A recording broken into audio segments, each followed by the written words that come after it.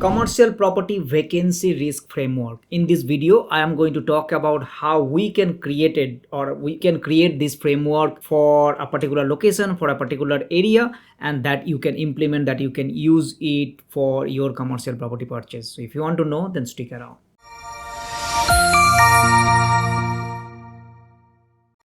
All right, as you know, my name is Soumen Mondal. We are commercial property buyer agents and we have our in-house buyer agency. We help people to buy a commercial property. By all means, if you are interested to buy a commercial property, have a confidential discussion, then go to our website www.mlina.com.au. Go for a free consultation session where you can ask any kind of questions that you have through our team members. Let's start. Okay, vacancy risk framework. Right now, commercial property, one of the major thing that we always talk about is vacancy, right? All my clients, every time we talk, the first thing that they comes to mind, so what about vacancy? And it is true, right? If the property remains vacant for a longer period of time, then you are going to lose money. That being said, if you know that how to tackle all these things, then your property will not be vacant for long, right? Now, what is vacancy? Vacancy is, in a word, in between tenants, right? The property is tenanted today. Whenever the tenancy ends, 3 years, 5 years, 10 years down the line, and until the new tenancy comes, that period of like the tenancy ends and new tenancy starts, in between, that's the vacancy, right? So your goal is to make that vacancy period minimum as much as possible. Same thing similar to residential property, but residential property vacancy, we don't think too much because we think like the tenants are everywhere and our property will be tenanted pretty quickly. Now, in commercial property, in order to get that vacancy rate, so you need to get lot of data, right? Because it is not available in the market or in a kind of a RP data where you can plug into and get all this information, just like you can do in residential property. In commercial property, there are a lot of information that you have to dig out by yourself, such as you ask to different big selling agents like CBRE, you get their data and understand that what is happening in the market. You also need to research in a way to get further data from knowing that what it is getting sold. So getting data such as the last 6 or 10 or 15 properties that got sold in that area and sort of get that what's happening with that. Another way to get that vacancy is that how many properties, similar type of properties there in that area, and also how many properties are currently on lease. Now, how many properties are lease, you can't just get it straight away from the database. Like if you go to real commercial or commercial real estate, and then from there you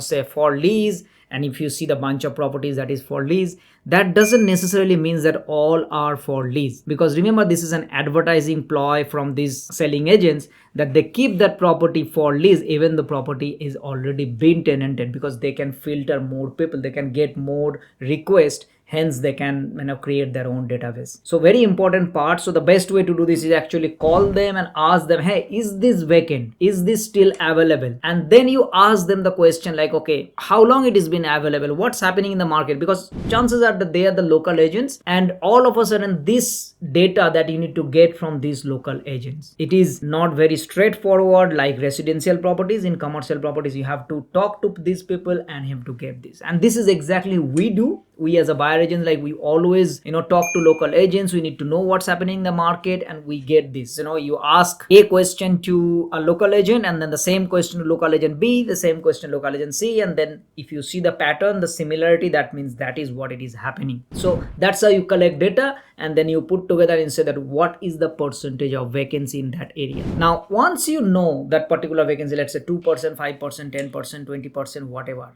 if it is 20%, then it's a red flag, right? You probably stay away to buying in that area. Now, commercial property is slightly different, because in commercial property, even though that area is 20% vacant, if you have a 3 years lease, or if you are trying to buy a commercial property which is already next 3 years lease, then that means that property will be tenanted for the next 3 years. So the vacancy for that 3 years is almost zero for your property. But the question is that after 3 years, what's going to happen? And this is how it is interesting, because with commercial property, tenant generally does not move unless they have to. So rent is not the only criteria, vacancy rate is not only the only criteria. So when you create this vacancy the first question is that the property that I am buying, is this going to be vacant for the next 6 months to 1 year? And if that is not the case, if it is a 3 years lease, if it is a 5 years lease, then that vacancy data does not make any sense for your property. It makes sense if you're buying a vacant property, and then you know that based on that you need to compete with other properties, you need to give better tenant incentives and all. But if it is already tenanted,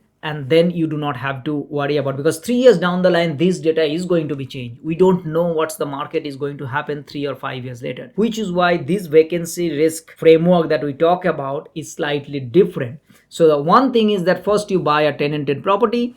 If it is a 3 years lease, then the second thing is that when the next property that you buy, you do not put together in the same time as both can come as vacant. You put together, let's say this is a 3 years lease, you take next one as a 5 years lease or a 2 years lease. So that way you can stack up like this. Your third property would be a 7 years lease property, so that at one time 2 or 3 properties cannot come to vacant. So that's another way you mitigate that. So the framework that we create with our clients is that, okay, in that area, if this is the number of properties that we are buying, we do not want that all the properties are coming in the kind of same time, all will become vacant. So this is kind of a framework that we talk about, and we talk about with our clients. Look, in this area there are not many enough properties right now for vacancy, which is like, let's say, less than 5% vacancy. But at the same time, the things that you are buying is only about, let's say, 6 months lease left or 9 months lease left. But if it comes, then it is going to be tenanted because the vacancy rate is really low. And that is the kind of framework that you have to create and you have to understand. So knowing